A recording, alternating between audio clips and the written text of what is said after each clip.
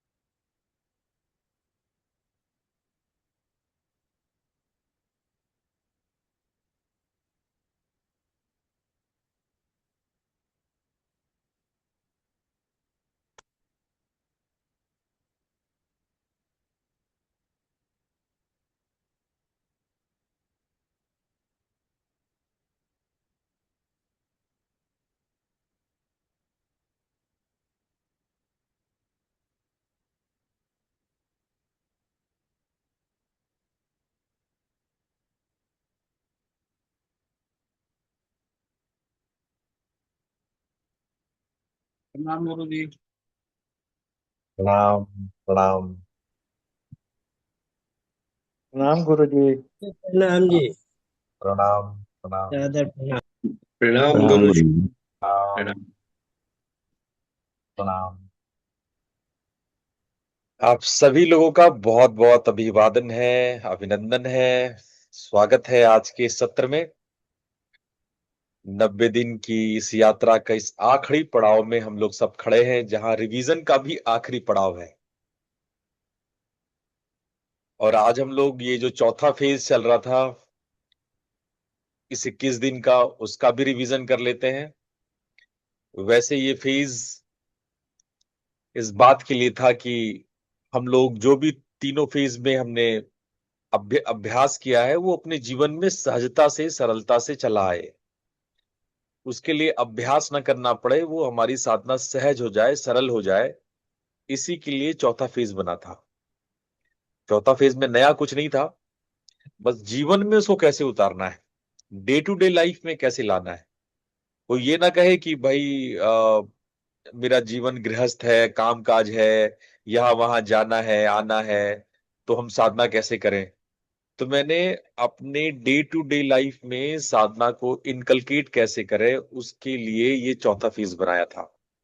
और ये स्वाभाविक और सहज हो जाता है जब आपने पिछले तीनों फेज को बहुत बढ़िया से अनुपालन किया है। तो ये चौथा फेज अपने आप बहुत इजी और स्वाभाविक रूप से सहज हो जाता है। तो हम लोग इसमें मोस्टली रिवीजन का पार्ट पढ़े हैं। आइए एक नजर मार लेते हैं क्या क्या हम लोगों ने देखा है। तो पूरी डायरी इस तरह से है, देखो। हम लोग 71वें दिन वॉकिंग मेडिटेशन, ईटिंग मेडिटेशन, मतलब खाने पीने चलने सब में मेडिटेशन की बातें कैसे हो सके, है ना। ये आत्म जागरूकता जीवन को परिवर्तन कैसे करता है, जीवन में कहाँ कहाँ हम इन साधनाओं का इस्तेमाल करते हैं, वर्क लाइफ बैलेंस कैसे होता है ना। आपका काम काज, आपका जीवन, मैंने बताया ना, ये फेज जो है वो जीवन में उतारने की बात थी, जीवन में साधना को एकाकार करने की बात थी। उसी में मैंने नॉन वर्बल कम्युनिकेशन बताया आपको, भूत विद्या, शीतलीकरण, ये तीनों महान ज्ञान आपको दिया, जिसमें कि हम लोग का बॉडी लैंग्वेज किस प्रकार से एक दूसरे से वार्ता करता है, जो हमारे भीतर के साइकोलॉजी है, जो हमारे पंचभूत है, उसके विषय में मैंने आपको भूत विद्या बताया था, शीतलीकरण बताया था। साधक बाधक तत्व के 11 एपिसोड्स में हमने स्पिरिचुअल ईगो के विषय में बताया था। ठीक है। फिर हमने आधार साधना, जो बेसिक नींव वाली साधना थी, खाने पीने सोने वाली, उसको हमने रिवाइज किया था। साक्षी भाव को रिवाइज किया था, साधना डायरी को रिवाइज किया था, अभ्यास वैरागी के बारे में, ऊर्जा के विषय में, ऊर्जा संरक्षण के विषय में, और उसके बाद रिपीटिशन चलता रहा। हम लोग 12th एपिसोड में, जो संडे एपिसोड था, उसमें हम लोग ऊर्जा संतुलन के बारे में बात किए थे, सिद्धियों के विषय में, समाधि के विषय में मंडे और ट्यूसडे में बात किए थे। उसके बाद तो नेक्स्ट 4 डेज से हम लोग का एक एक फेज का रिवीजन चल रहा है। तो ये एक ओवरऑल चार्ट है। अब आइए हम लोग 71वें दिन, जो हम लोगों ने शुरू किया था 8 जून से हम लोग ये चर्चा शुरू करते हैं कि 8 जून में हम लोग अपने जीवन में मेडिटेशन को हर कदम में, हर खाने की कौर में, सब जगह कैसे मेडिटेशन ला सकते हैं, उसको हम लोगों ने गहराई से अध्ययन किया था। इसी विषय में आप लोगों को मैंने किन्हिन के विषय में बताया था, गुरजीएफ के बारे में पढ़ाया था, है ना। और मैंने आप लोग को बताया था कि कैसे हम लोग मतलब धीमी गति अपनी रखें, वॉकिंग करें, और वॉकिंग करते वक्त कैसे अपनी इंद्रियों को सजग रखें, पैर को, बॉडी को, त्वचा को, गंध को, पांचों इंद्रियों को स्पर्श करें। माइंडफुल ईटिंग के विषय में हम लोगों ने चर्चा की थी, है ना। स्नान, रसोई, कहीं अगर हम जा रहे हैं, मान लो कहीं घूमने जा रहे हैं, ट्रेन पे जा रहे हैं, फ्लाइट में जा रहे हैं, तो इन सब में कहाँ कहाँ हम लोग मेडिटेशन कर सकते हैं, इन सब के बारे में विशेष रूप से आपको बताया था। कैसे छोटे छोटे माइक्रो पॉज लेने हैं, है ना। 5-6 माइक्रो पॉज लेना चाहिए हम लोगों को दिन भर में, इस विषय में हम लोगों ने चर्चा की थी। और ये भी बताया था कि चलना भी योग है। अगर आप चलते हैं, हर कदम को आप जाग के चलते हैं, तो वो एक योग है, जो किन्हिन परंपरा में, झेन में, जापान में ये किया जाता है। तो ये सारी बातें हमने 72वें दिन हमने आत्म जागरूकता और जीवन परिवर्तन के, कि हम लोग कैसे इंटरनलाइज हो सके, कैसे भीतर की तरफ देखें। मैंने आप लोग को आत्म जागरूकता का अर्थ बताया था कि जब आप सोचते हैं कि मैं सजग हूं, मैं सोच रहा हूं, तो ये सोच कौन देख रहा है, कौन सजग हो रहा है।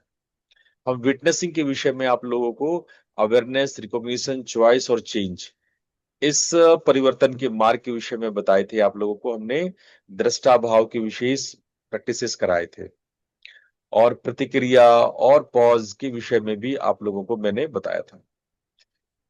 73वें दिन में हम लोगों ने वर्क लाइफ बैलेंस के बारे में समझा था कि जीवन में कर्म योग को किस तरह से करें, जीवन के कर्मों को किस तरह से सजाए, कि आपका जीवन, वर्किंग लाइफ, आपका फैमिली लाइफ, आपका सोशल लाइफ, आपका स्पिरिचुअल लाइफ, ये सब एक दूसरे के जो है सहयोगी बन जाए।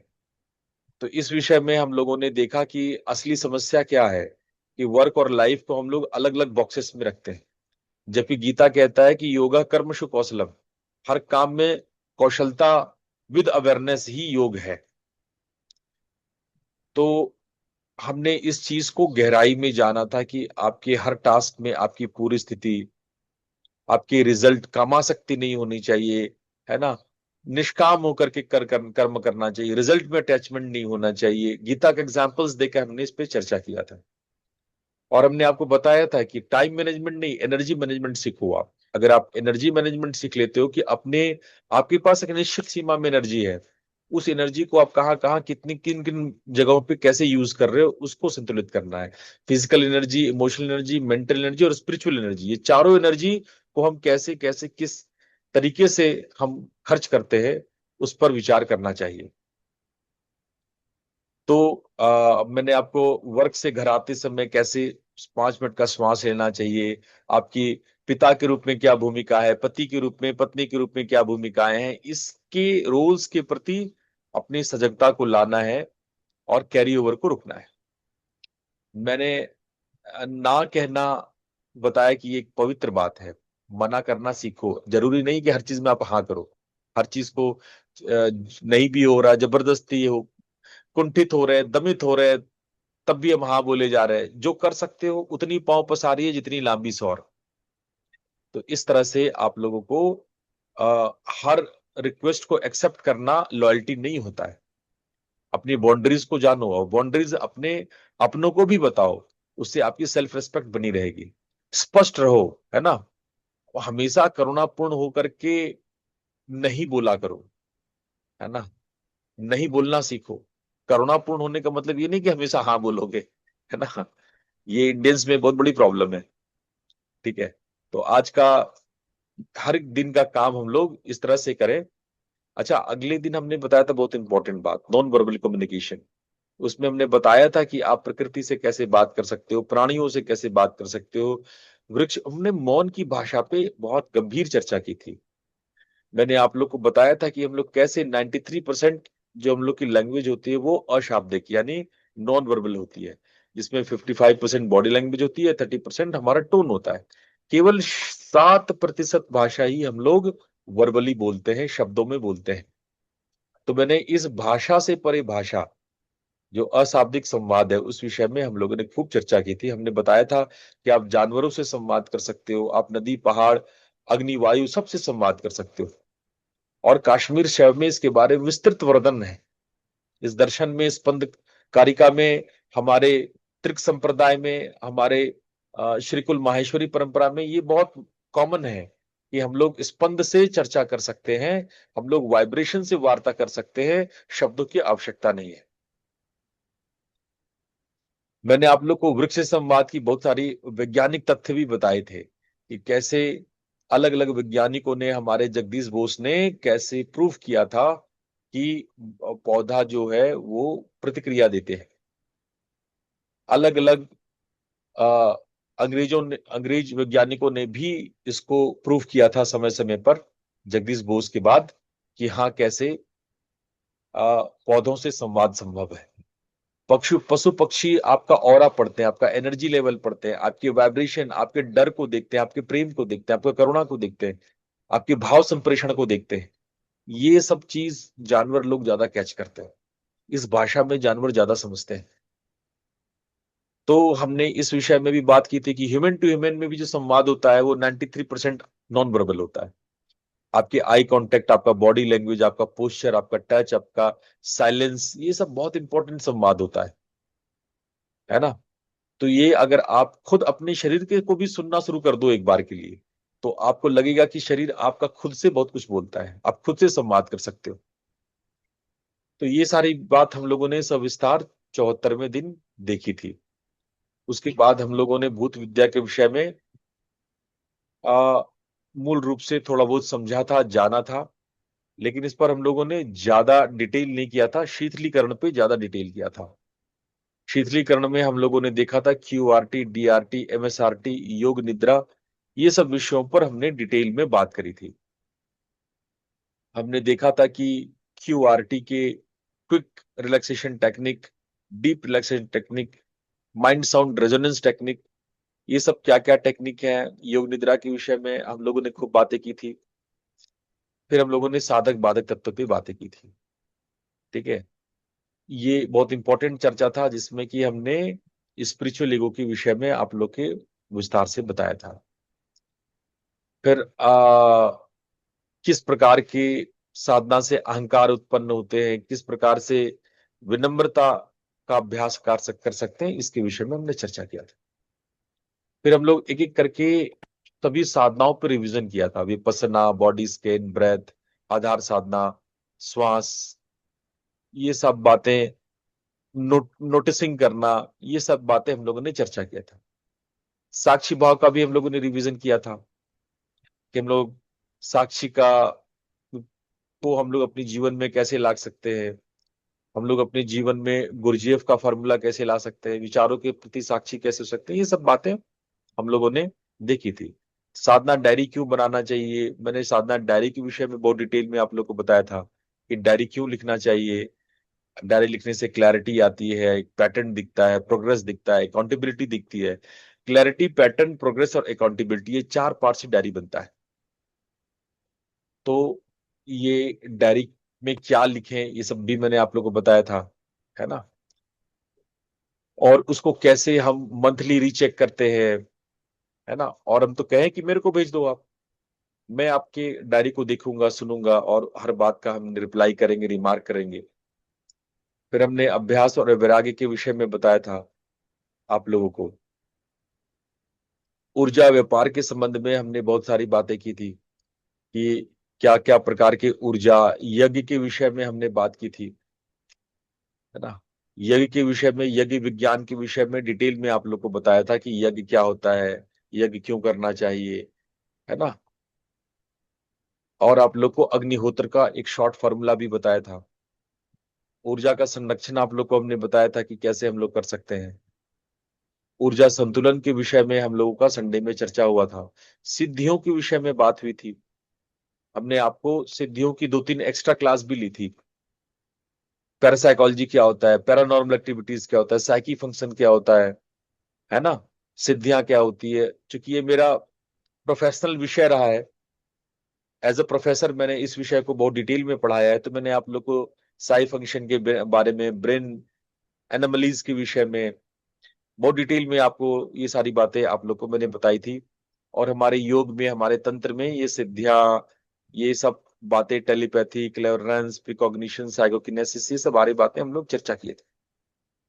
हम लोग समाधि के विषय में भी डिटेल में बात किए थे कि समाधि क्या है ना, संप्रज्ञात असंप्रज्ञात समाधि, सबीज निर्बीज समाधि, सविकल्प निर्विकल्प समाधि, इन सब के बारे में हम लोग बताया था।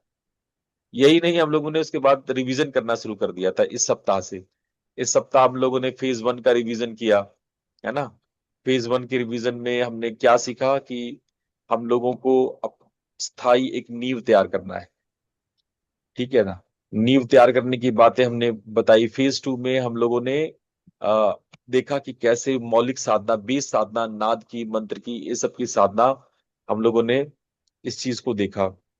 फेज 3 में हम लोगों ने देखा कि किस तरह की हायर बेसिक 7 साधनाएं आप लोग को बताए थे, कैसे चाइना में, जापान में, है ना, इंडिया में, तंत्र में, ये सब अलग अलग साधनाएं। फेज 4 में जो हम लोग देखे कि कैसे हम लोग जीवन में कैसे ला सकते हैं साधनाओं को, उसके अलग अलग टेक्निक्स को हम लोगों ने जाना। और कल का दिन होगा समापन और उपसंहार का। कल के दिन में आप लोगों को तैयारी करके अपनी अपनी बातें बोलनी है। और हम उम्मीद करते हैं कि सभी लोग अपनी बातें अ, अच्छे से रख पाएंगे। मैं चाहता हूं कि आप लोग अपने कोई प्रश्न है तो आज पूछें, क्योंकि 90 दिन का सत्र ये पूरा हो रहा है। आज मैं चाहता हूं कि प्रश्नोत्तरी हो और आप प्रश्न पूछें। कोई ऐसा विषय, ऐसी बात जो आपसे छूट गया हो, रह गया हो, तो आप पूछ सकते हैं। मैं साधना को कुछ समय के लिए, मैं बिजी हूं, लेकिन मैं फिर दिसंबर में आप लोग के सामने आऊंगा।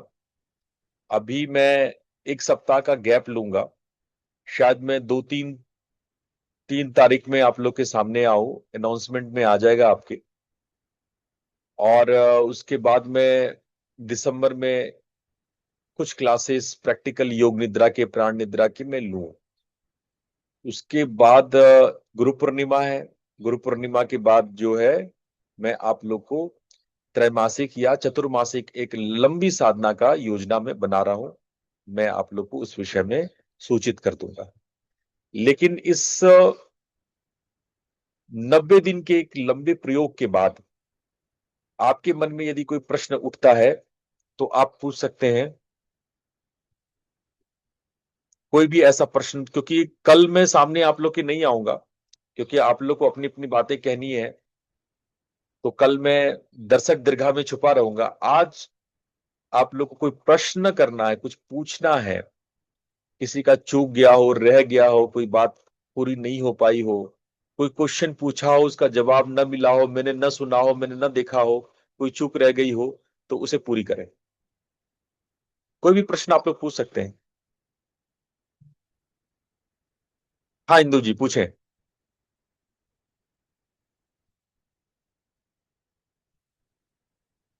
इंदु जी आप हाँ। म्यूट हैं। हाँ पूछें। हाँ, प्रणाम गुरुजी। ना।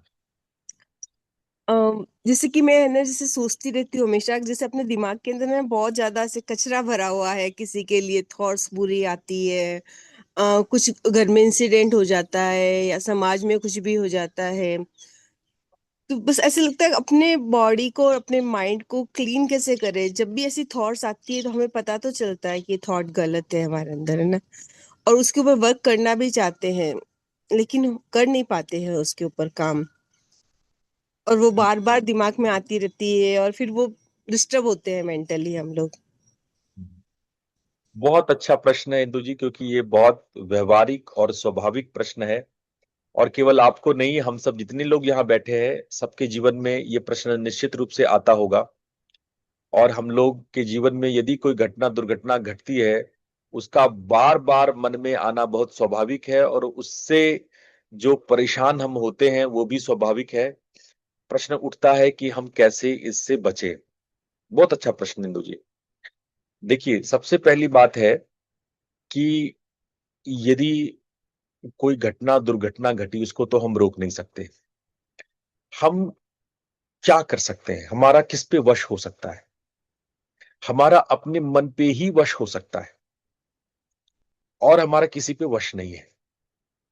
शरीर भी, अगर मन चिंतित है तो उसका रिएक्शन शरीर पे आएगा ही। आप मन में स्ट्रेस लेंगे, कुंठित होंगे, चिंतित होंगे, गुस्सा करेंगे, घृणा करेंगे, जो भी करेंगे उसका रिएक्शन शरीर पे आएगा ही। तो शरीर के परिवर्तन को भी वो रोक नहीं सकते। वास्तव में दुनिया में किसी चीज पर हमारा कंट्रोल नहीं है। हम सोचते हैं कि हमारा अमुक अमुक पर कंट्रोल है, लेकिन हमारा कंट्रोल किसी पे नहीं होता। वास्तविकता यही है, स्वयं के शरीर पे भी नहीं होता। अगर होता है किसी पे कंट्रोल, तो होता है हमारा मन। तो कैसे उसको कंट्रोल करें? मन ही सबसे मुश्किल लगता है। कंट्रोल भी वही हो सकता है, और मुश्किल भी सबसे ज्यादा वही लगता है। तो सबसे पहली बात, यदि कोई विचार बार बार आने लगे, 2 3 4 5, तो आप अलर्ट हो जाइए। कोई भी विचार 2 से 3 चौथी बार आ गया तो आपके कान खड़े हो जाने चाहिए, सजग हो जाने चाहिए कि एक ही बात, एक बार में तो आप समझ गए बातों को। एक बार जो आपका क्रोध आना था, घृणा आना था, ईर्ष्या आना था, नेगेटिविटी आनी थी, जितना नुकसान आपका उस बात से होना था वो हो गया। लेकिन अब उसी घाव पे बार बार नमक छिड़कना, उसी घाव पर बार बार उंगली करना, अगर ये प्रक्रिया हो रहा है तो आप सजग हो जाइए, क्योंकि मन की आदत है उंगली करना, मन की आदत है घाव पे नमक छिड़कना। इसीलिए ऐसे में आप जैसे ही वो थॉट बार बार आ रहा हो, थोड़ी देर के लिए वहीं ठहर, जहां पे ये थॉट आ रहा है, 1 सेकंड के लिए, कुछ सेकंड के लिए आप वहीं रुक जाइए। STOP, स्टॉप कर लीजिए, और एक बार आप उस थॉट को गौर से देखिए, और धीरे से अपने मन ही मन कहिए, मुझे ये थॉट नहीं चाहिए। अपने हृदय से कहिए, मुझे ये थॉट नहीं चाहिए, अनावश्यक थॉट है, अनवांटेड गेस्ट है। एक बार ये प्रतिक्रिया अपने आप से उस घटना का जो विचार आपके मन में आ रहा है उसको दीजिए। ये लेबलिंग आपके तरफ से अपने भीतर से आने दीजिए, उसको जाने दीजिए, ये संप्रेषण कि मुझे ये नहीं चाहिए। मन को संप्रेषित कीजिए, मन को कहिए, मन मुझे ये विचार नहीं चाहिए। ऑलरेडी 2 3 बार आ चुका है, अब नहीं चाहिए ये विचार। ये मेरा नुकसान कर रहा है, ये मेरे अंदर क्रोध, घृणा, काम, ना जाने कितने नेगेटिव थॉट्स ला रहा है। अब मुझे ये विचार नहीं चाहिए। एक बार आप मना करके देखो मन को, मालूम है मन नहीं मानेगा। मन थोड़ी देर के लिए रुकेगा, फिर से वो, क्योंकि मन को उसमें रस मिल रहा है, मन को उसमें दुख मिल रहा है, मन को उसमें अशांति मिल रही है। मन को ना दुख अशांति बड़ा प्रिय है। तो मन को उसमें दुख मिल रहा है, मन को उसमें अशांति मिल रही है, मन को उसमें विकार मिल रहा है, मन को उसमें नाना प्रकार के टेस्टी टेस्टी भोजन मिल रहा है। तो क्या होता है, मन बार बार वहां जाएगा। आप एक प्रयास करना शुरू करो कि मन को कहना शुरू करो कि ठहर जाओ मन, मुझे नहीं चाहिए ये, मुझे ऐसे अनवांटेड गेस्ट, अनवांटेड थॉट्स नहीं चाहिए। एक बार आप उसको लेबलिंग करो और मना करना शुरू करो, और थोड़ी देर के लिए जहां जो काम में रुक कर रहे हो वहां कुछ सांस ठहर जाओ, कुछ सांसें रुक जाओ, 4 5 सांसों तक रुक जाओ वहीं पे। जो भी काम कर रहे हो थोड़ा रुक जाओ। आप 3 4 दफे ऐसा दोहरा दोगे, मन मान जाएगा आपका। आप करके देखना, 4 5 बार आप उसको दोहरा दो कि मन मुझे ये विचार नहीं चाहिए, बस मन अब मुझे नहीं चाहिए, मुझे उसमें कोई रस नहीं है, कोई आनंद नहीं है, सिवाय मैं पीड़ित के, दुखी, और मुझे संक्रमण हो रहा है, मुझे रोग हो रहा है, क्रोध का रोग हो रहा है, हमें ईर्ष्या का रोग हो रहा है, घृणा का रोग, नेगेटिविटी का रोग, मुझे ये रोग नहीं चाहिए। आप सीधे उसको मना कर दो। मन आपका दास है, और होना भी चाहिए। दुर्भाग्य से हमने उसको अपने सर पे बैठा लिया है। तो जब आप एक बार मना करने की आदत डाल देंगे, जो मन कहता है, जो मन करता है, जो कहता है, उसको न सुनने की आदत धीरे धीरे आप डालना शुरू करेंगे, तो मन को भी वो बात समझ में आ जाएगी कि अब मेरा मालिक सजग हो गया है, अब मेरे मालिक को ये बात नहीं सुननी है। तो ये अभ्यास करें, एक बार धीरे से उसको बोलना। खासकर आप खाली होकर के जब मन शांत बैठते हैं, तो उस वक्त मन के विचारों को दृष्टा की भाव की तरह देखें, लेबलिंग करें कि ये बुरे थॉट्स थे, मन तुम्हें ऐसे थॉट्स नहीं सोचने चाहिए। जैसे हम एक छोटे से बच्चे को, जैसे आप देवता को सिखाते हैं, आप उसी तरह से मन को सिखाइए।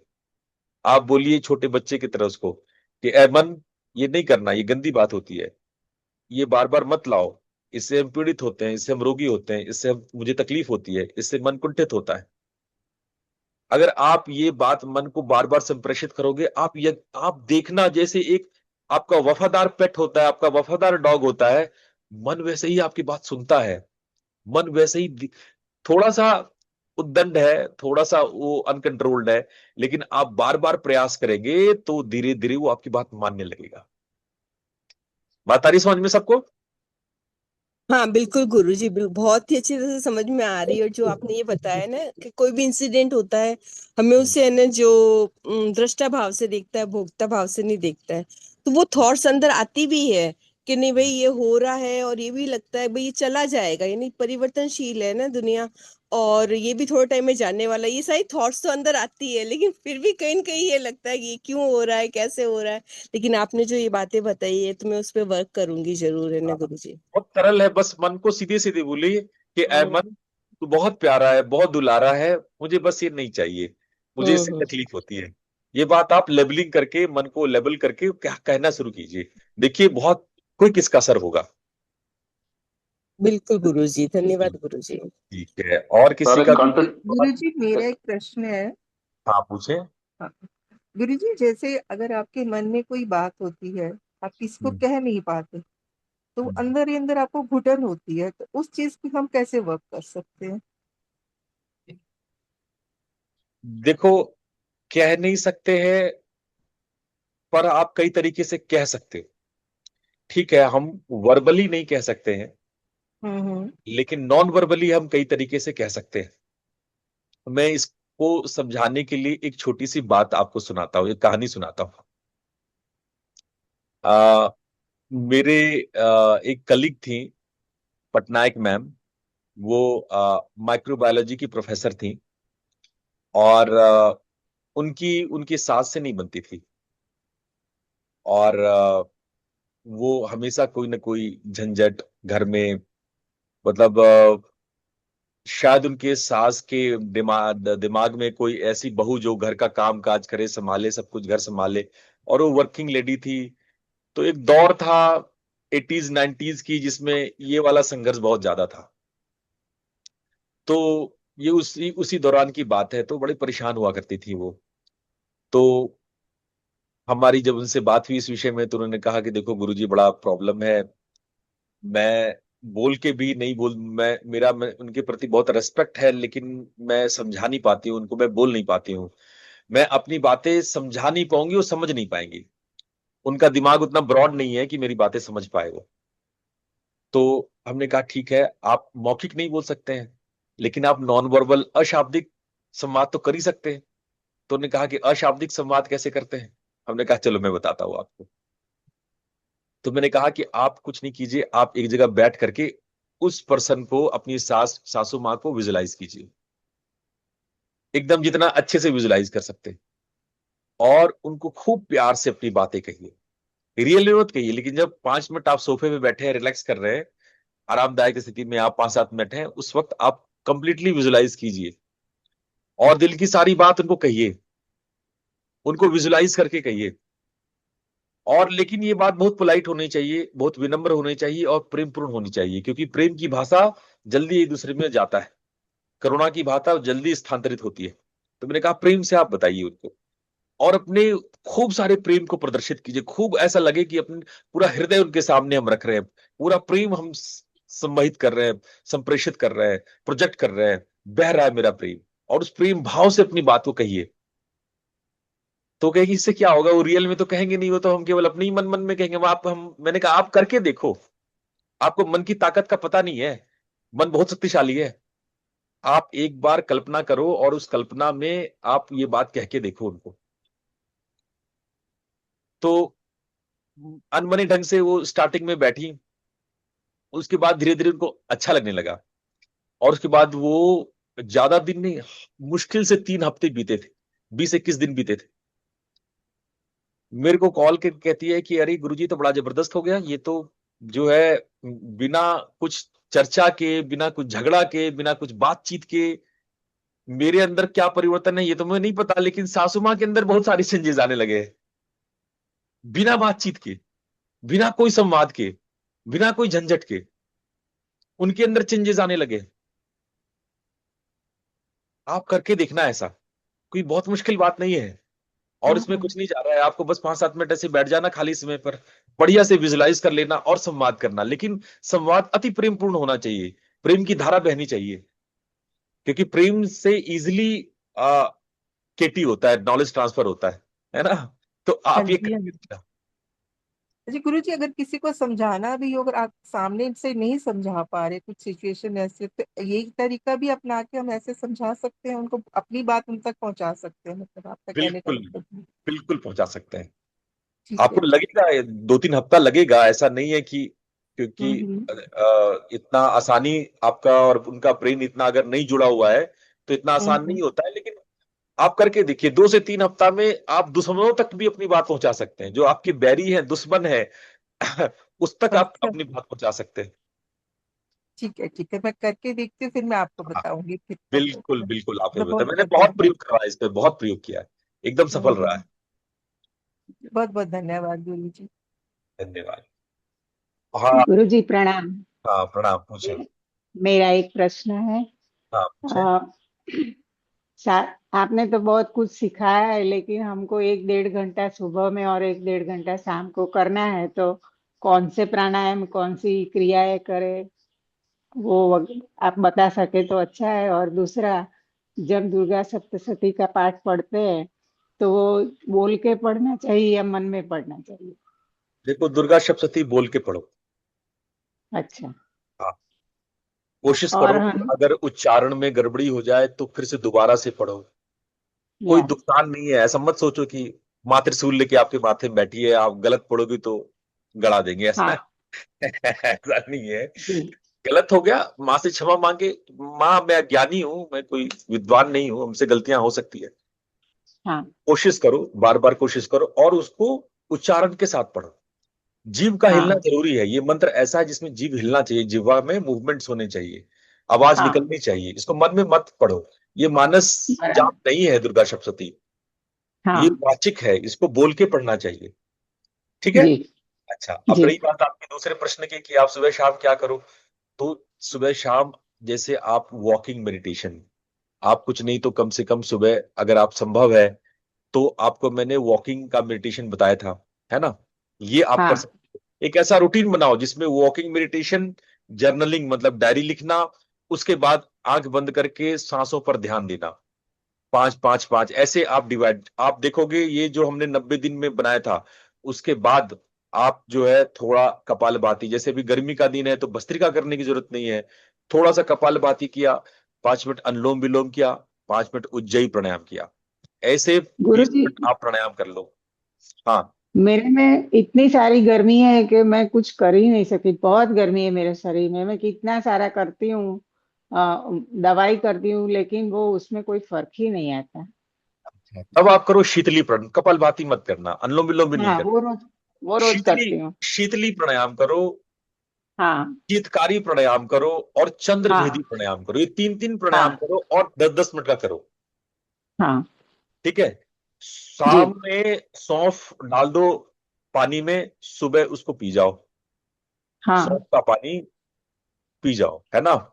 खाना खाने हाँ के बाद सौंफ और मिश्री, ये जो धागे वाली मिश्री होती है वो ले, हाँ है ना, हाँ। उसको थोड़ा खाने के बाद उसको लिया करो। सौंफ एकदम आदत बना लो कि सौंफ सुबह शाम सौंफ का पानी पीना है बराबर। ना। ये आपको करना। ठीक है। हाँ और शीतली, शीतकारी और चंद्रभेदी, ये तीनों भी मैंने सिखाया आपको। ये हाँ सुबह और शाम प्रैक्टिस करो। हाँ शाम में टहलो तो हरे घास पे नंगे पांव, है ना, पैर खोल करके घास पे, अगर ऐसा आपको वहां पे संयोग मिलता है, ऐसा व्यवस्था मिलता है, तो आप नंगे पांव चलने की कोशिश करो। अगर ना व्यवस्था हो तो घर में हरी हरी चीजों का, हरे हरे चीजों का फोटो या और कलरिंग, हरे ड्रेसेस, हरे पर्दे, ऐसा संभावना हो तो ग्रीन कलर का ज्यादा घर में होना चाहिए। ठीक है। हाँ ये करके हाँ आप देखो, उसके बाद मेरे को बताओ क्या परिवर्तन हुआ। ठीक है। हाँ। और दूसरी बात वो पूछनी थी कि हम सुबह में ओमकार की माला करते हैं, वो सब स्तुतियां करते हैं, तो इनमें हमको क्या करना चाहिए? क्योंकि हमारे पास समय इतना सारा नहीं होता, 1-1.5 घंटे से, तो इतने में आ जाए ऐसा क्या करना चाहिए? क्योंकि देखो, बहुत सारी अगर चीजें आप हैं। अग्निहोत्र कर लो तो इससे अच्छा हाँ। कुछ नहीं है। वो लगेगा पांच अच्छा। सात मिनट कुछ ज्यादा नहीं लगेगा। आपको मैंने सिखाया है ना, अग्नि में हाँ चावल का 7 बार, वो 7 मंत्र, वो कर लो उतना। ठीक है। हाँ। ये ये कोई इसके इससे इतना शक्तिशाली, इसके अलावा कोई रिचुअल की आवश्यकता नहीं है, किसी अच्छा। रिचुअल की आवश्यकता नहीं है। ये अपने आप में सबसे वैदिक और प्राचीनतम विधि है। हाँ। ये आप अगर कर लिए तो कोई मंत्र तंत्र करने की आवश्यकता नहीं है। ठीक अच्छा। है। ये आप अपना नियम बना लो कि हवन करना है। हाँ।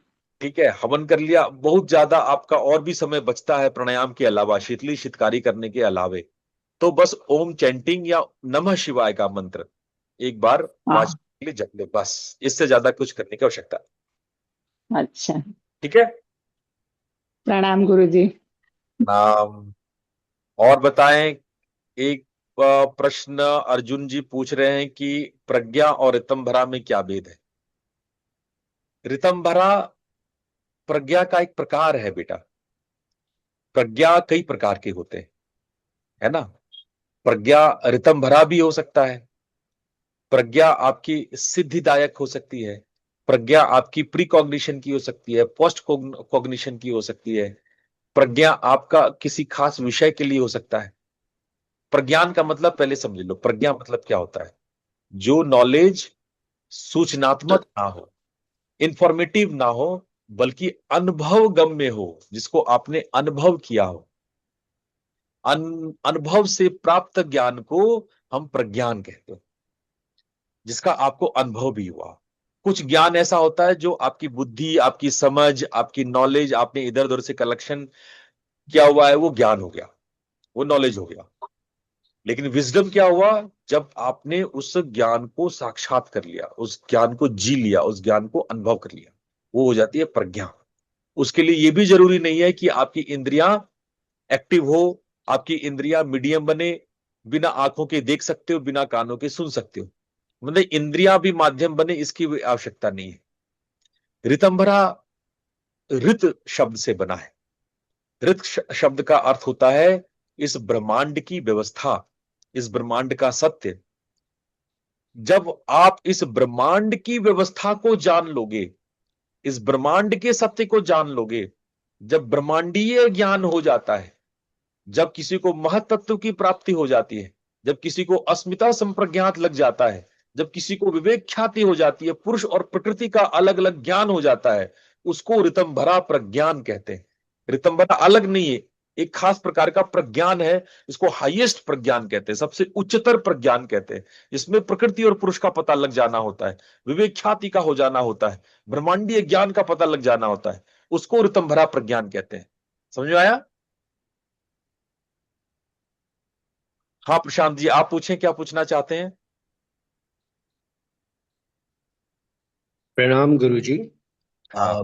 गुरुजी, ये हमें नमः शिवाय या ओम नमः शिवाय, इस कौन सा सही रहेगा करना? देखो, नमः शिवाय ये पंचाक्षरी मंत्र है।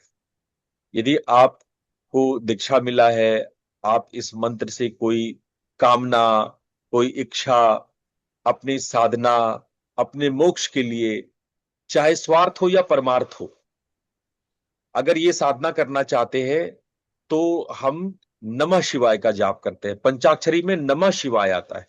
लेकिन यदि आप जगत कल्याण के लिए, आप समष्टि के लिए, आप सभी के लिए, आप परिवार के लिए, आप समाज के लिए, है ना, करना चाहते हैं, दीक्षित नहीं है, तो ओम नमः शिवाय का उच्चारण करना चाहिए।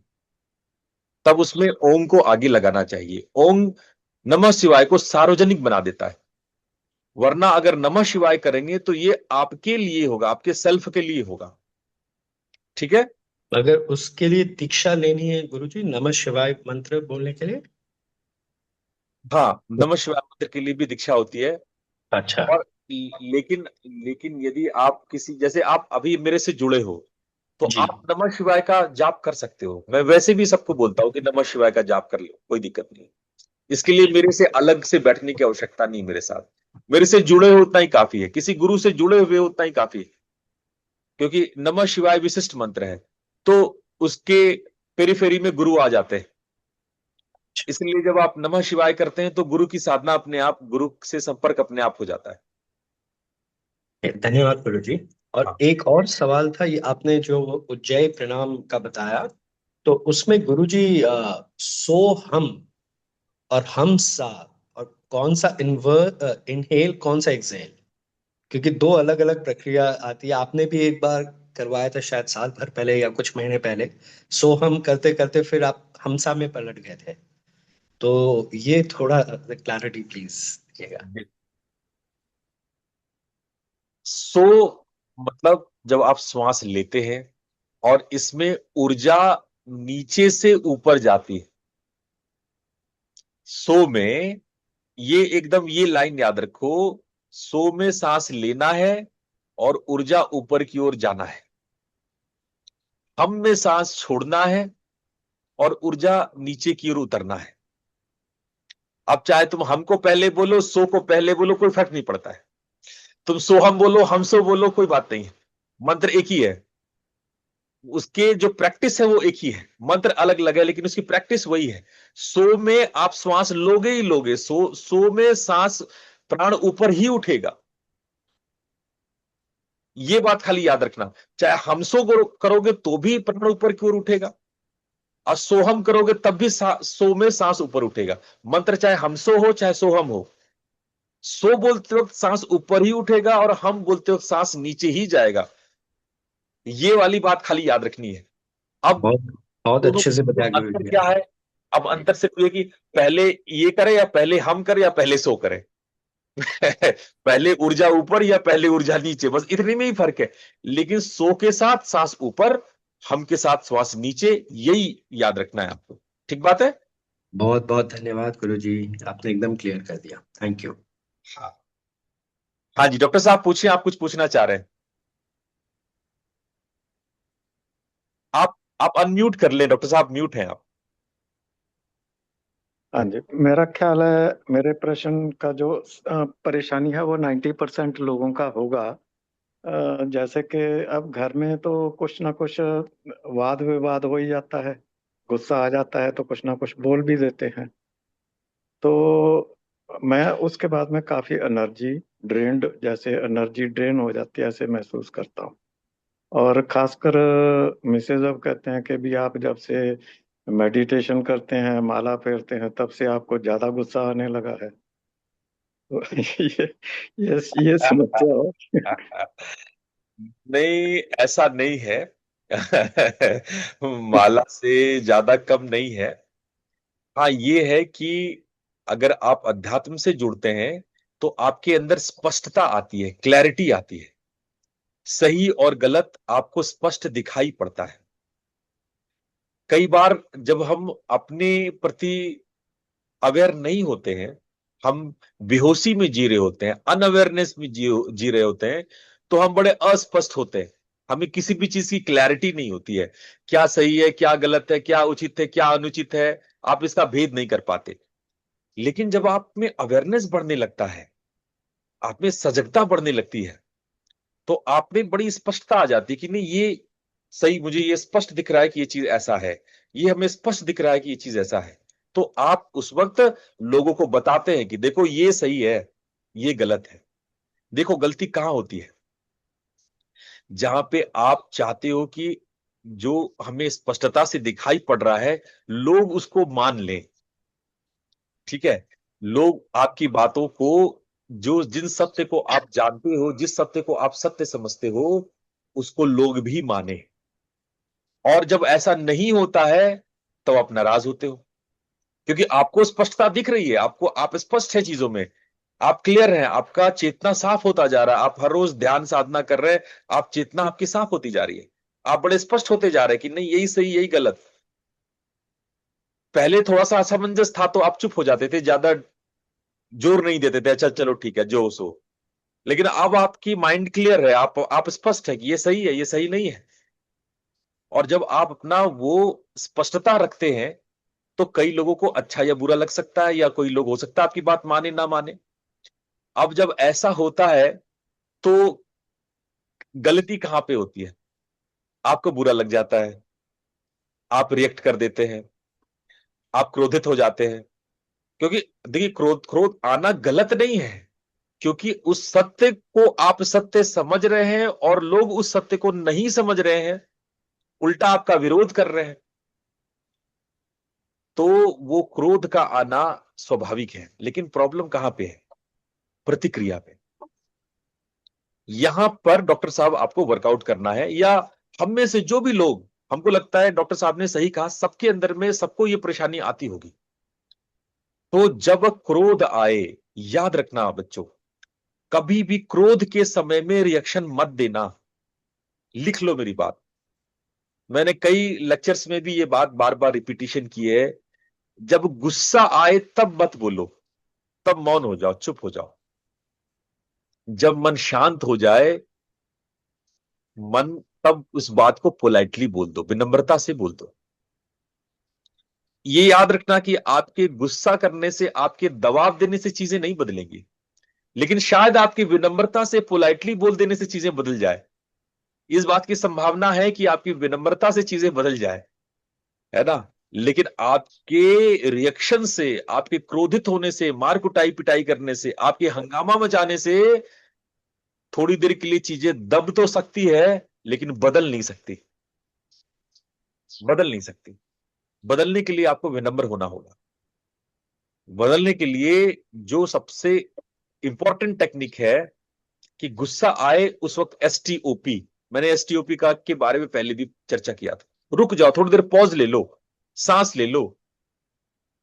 आपके गुस्सा होने से आप पहले सोचो कि मेरा कोई भी रिएक्शन, मेरा जो कहने, जो हम कहना कराना चाहते हैं वो सफल होगा या नहीं होगा। मैं जो चाह रहा हूं उसमें कुछ एक कदम हम आगे बढ़ पाएंगे कि नहीं बढ़ पाएंगे। कई बार तो हम उस फ्रस्ट्रेशन में रिएक्शन दे देते हैं, लोग हमारी बात नहीं मान रहे, हम सच्ची बात कह रहे हैं, हम जान रहे हैं ये स्पष्ट रूप से सही बात है, लेकिन लोगों की बुद्धि, कॉमन सेंस नहीं है। उस वक्त हम लोग का फ्रस्ट्रेशन बहुत तेज होता है, यहां पे हम गलती करते हैं।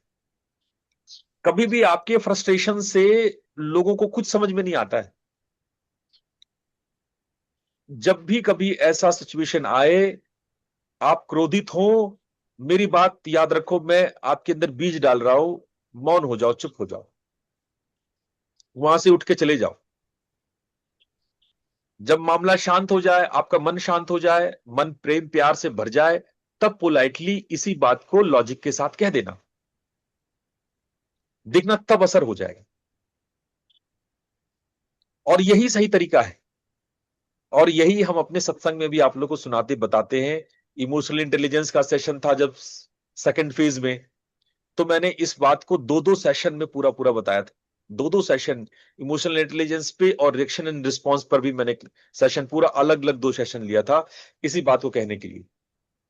इसीलिए आप लोग, अगर आपके जीवन में स्पष्टता आ रही है, सजगता आ रही है, तो ये गलत नहीं है। आप सही को सही, गलत को गलत देख रहे हैं, यहां पे गलत नहीं है। लेकिन आप अपने मोह के बस में, प्रेम के बस में जो परिवार पर आप अब गुस्सा करते हैं, वो गलत है ना। आप में स्पष्टता आई है ना, उनमें नहीं आई है ना। आप साधना कर रहे, वो लोग नहीं कर रहे। आपको स्पष्ट सही और गलत दिखाई पड़ रहा है, उनको नहीं दिख रहा है, वो अभी भी उसी तरह से सोच रहे हैं। इसीलिए बेहतर तरीका यही है कि आप अपनी बात को जितनी विनम्रता से और लॉजिकल रख सके, और अगले का शांत मन, केवल आपका ही शांत मन नहीं है। मान लीजिए अगला गुस्सा में है, आप पोलाइटली कुछ अच्छी बात बोले, अगला ही आप पर भड़क जाए, अगला ही आपको 4 बात सुना दे, तो आपको भी अच्छा नहीं लगेगा। आप सोचेंगे हम तो अच्छी बात कह रहे हैं, इतने प्यार से कह रहे हैं, और अगला भड़के जा रहा है मेरे ऊपर। तो आप, जब हम बोलते हैं तो सही समय पर भी बोले। क्या ये बोलने का उचित समय है? क्या हम जो बोलेंगे, चलो मान लेते हैं कि हम अच्छे से बोल रहे हैं, पोलाइट अच्छे शब्दों का संकलन कर रहे हैं, मेरा मन भी शांत है, मेरा मन भी पोलाइट है, हम प्यार से भी बोलेंगे, क्या लेकिन ये उचित समय है? क्या अगला उस योग्य है अभी समझने की स्थिति में है? पता चला अगला एकदम नाराज बैठा है, कुंठित बैठा है, फ्रस्ट्रेट होकर के बैठा है। आप अच्छा उसका एक कहानी सुनाते हैं। एक बार एक चिड़िया थी, घोंसला में अपने बच्चों को, बारिश हो रही थी, घोंसला में सब छुप के दुबक के बैठे थे, घोंसला में पानी नहीं आ रहा था। तो चिड़िया ने देखा कि एक बंदर है पानी में भीग रहा है, तो उसने बड़ा प्यार से चहकते हुए बंदर को बोला कि ए भाई बंदर, तुम भी क्यों नहीं घोंसला बना लेते हो? जब बारिश होती है तुम भीगते हो, ये तो अच्छी बात नहीं है, भीगोगे बुखार लग जाएगा, परेशान होगे, मेरी तरह घोंसला क्यों नहीं बना लेते हो?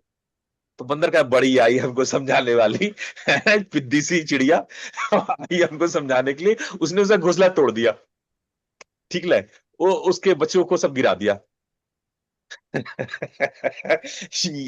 ये कहानी हम लोगों ने बचपन में संस्कृत के किताबों में बचपन में पढ़ा था, शायद आप लोग भी पढ़े होंगे।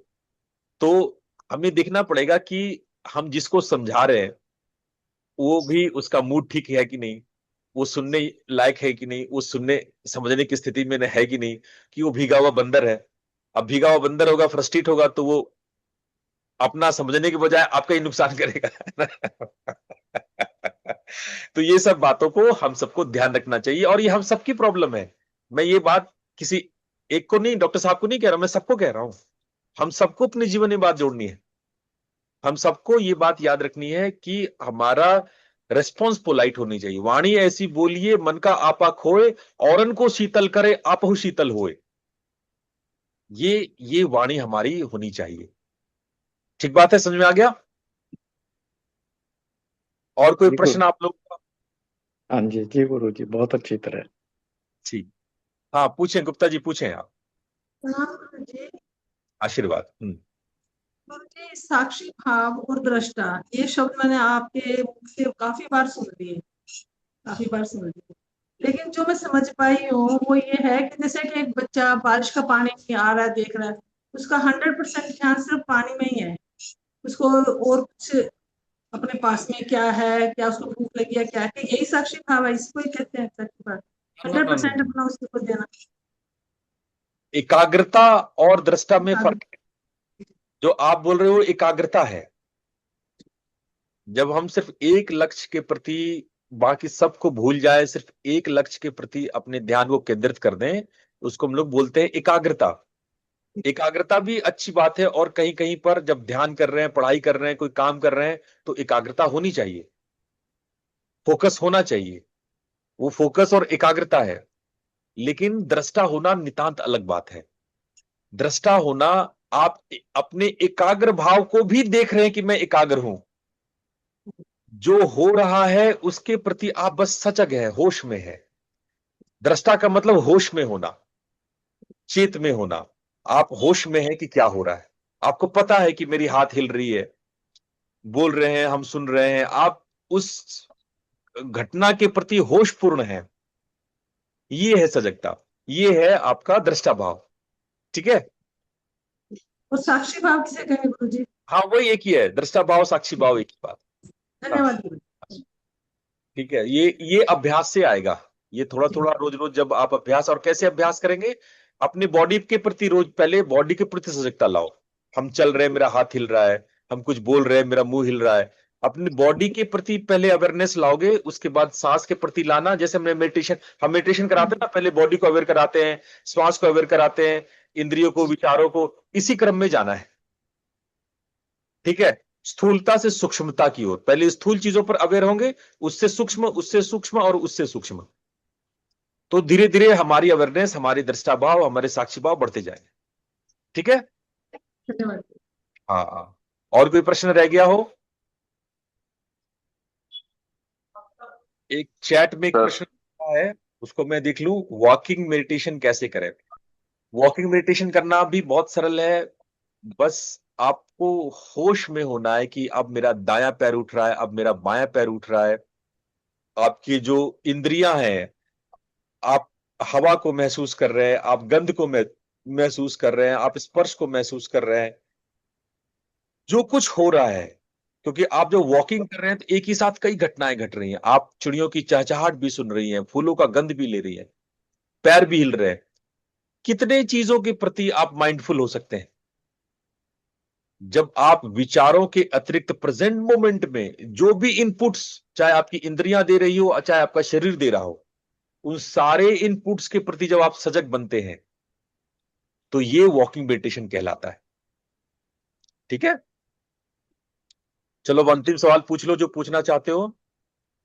Sir, this whole awareness, it is creating distance between me and my thought.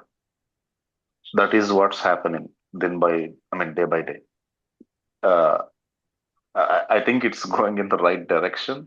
Yes yes, exactly right direction. But puzzle ये है, how does it actually work? I mean, we don't know how it is working, but it is somehow working. Is it needed to understand how it's working, or it's not needed? What, in very layman language, what I say, you are splitting your mind into two parts actually. One part which involve in a work, and one part which is watching, which is just be a witness, right? So you are splitting your consciousness into two parts, right? So when you split yourself into two parts, one is functioning, one is acting, one is somewhere involved in your dynamism, whatever mental or physical, and someone is there which is just watching. Someone is there, second part is there which is not doing anything, is just watching. Just be aware of all these things.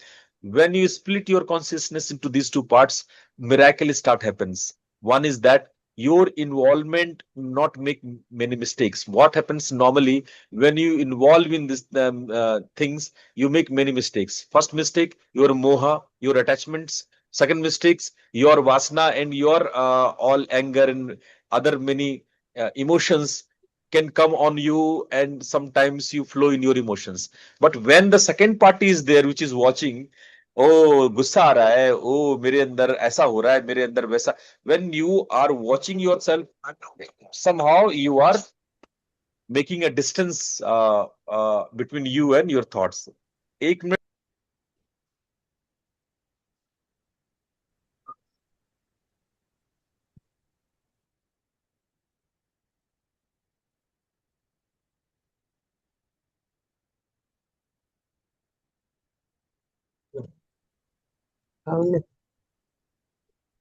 Sir आप है?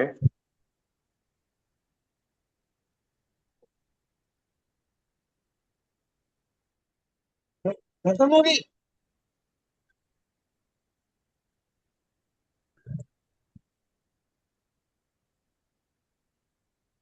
गुरुजी आप है? Yeah, sorry.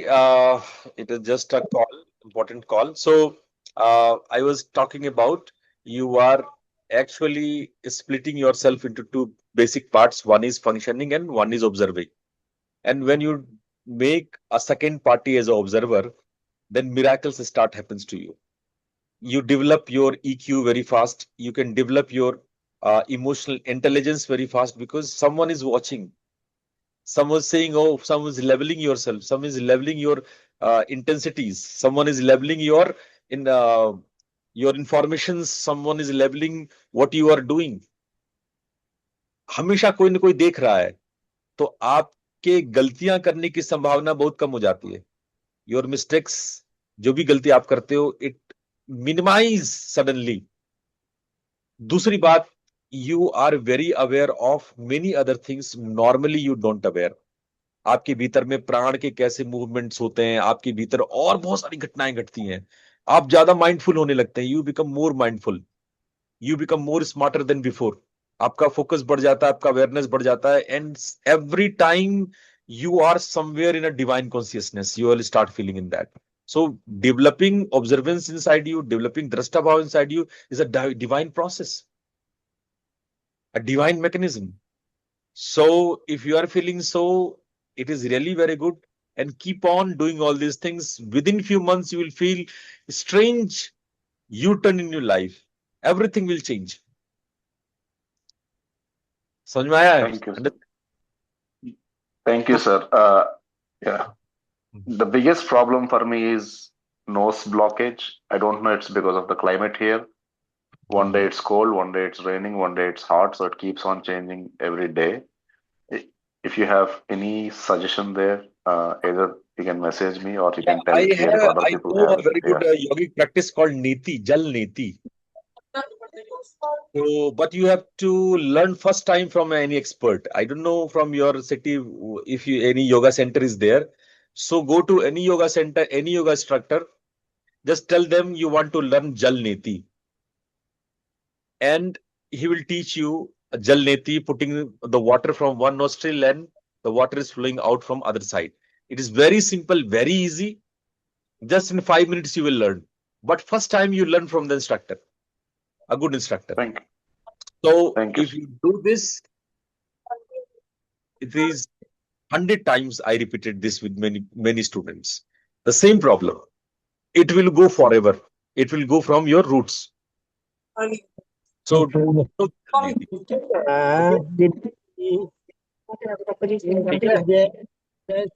आज इतना ही हम लोग रहते हैं। हम लोग फिर समय आने पर मैं आप लोग को सूचित करता रहूंगा कि मैं कब क्लास लूंगा, कब मिलूंगा। आप अंदाजन 2 या 3 जुलाई में मैं क्लास लूंगा। कोई मेडिटेशन क्लास अनाउंस करूंगा। आप लोग अनाउंसमेंट्स देखते रहना, और कल का सेशन आप लोग जरूर अटेंड करना। कल आप लोगों की बारी है। कल मैं आप लोग की बात सुनूंगा। कल मैं दर्शक दीर्घा होकर के आप लोग की बात सुनूंगा। तो कल आप लोग सब लोग जरूर आना। 2 मिनट के लिए अपनी बात जरूर रखना। और श्रीवास्तव जी आप यहाँ पे हैं, आप क्लास लेंगे कल का? कल का सेशन आपके ही गाइडेंस में रहेगा। प्रणाम गुरु जी। जी लेंगे। जी प्रशांत जी आप कुछ कहना चाह रहे हैं? प्रणाम गुरुजी, मैंने आपको एक मैसेज किया था, शायद आप व्यस्त थे तो देख नहीं पाए। मैं मैसेज कर दूंगा। हाँ मैं मैसेज का रिप्लाई कर दूंगा। ठीक है गुरुजी, धन्यवाद। धन्यवाद गुरुदेव। प्रणाम गुरुदेव। नाम गुरु